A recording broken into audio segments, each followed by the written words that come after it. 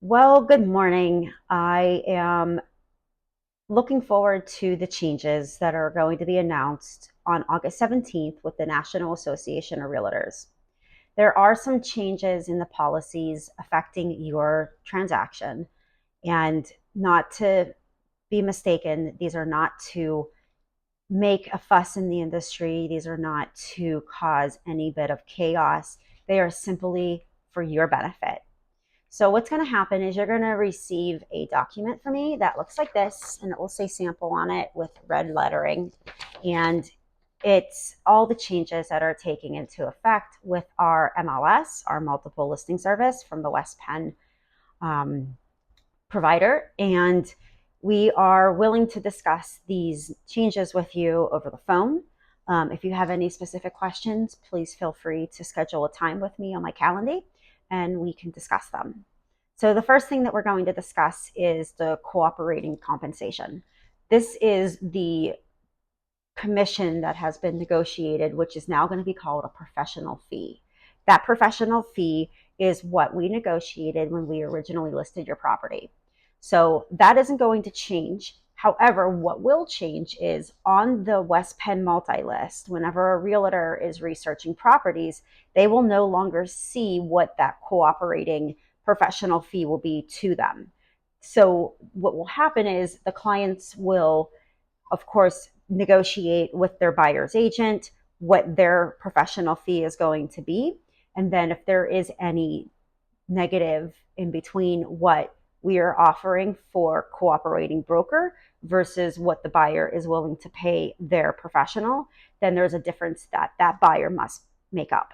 So if you have any questions about that, like I said, please feel free to reach out. We can discuss that further.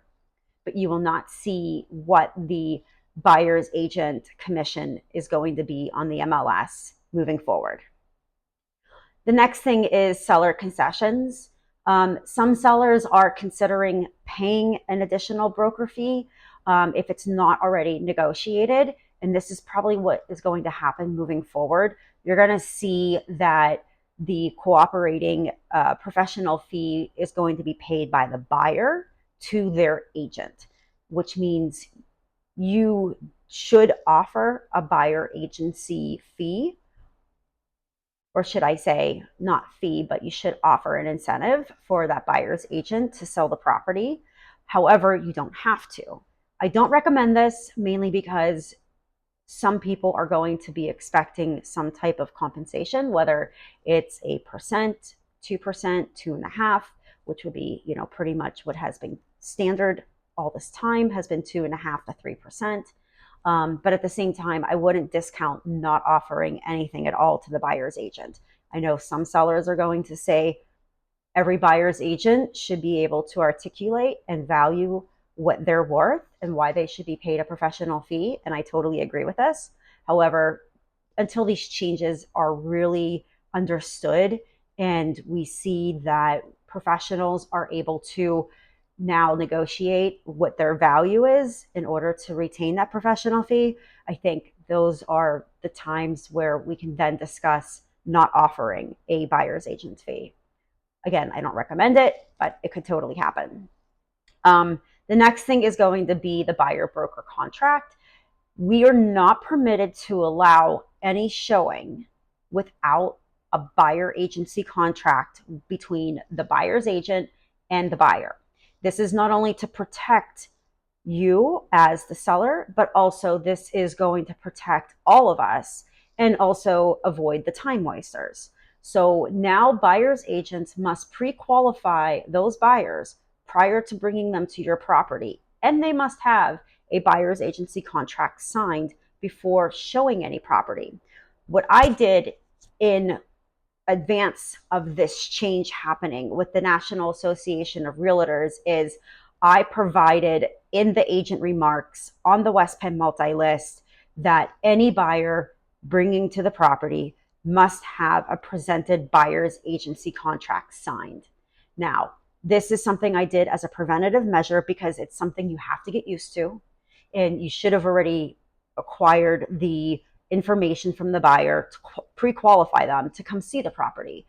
This is a big disconnect, and this is a reason why we've had a lot of issues in the past, is because buyers agents were not qualifying the buyers looking at the properties. A Zillow lead may come in, and that buyer's agent gets that Zillow lead.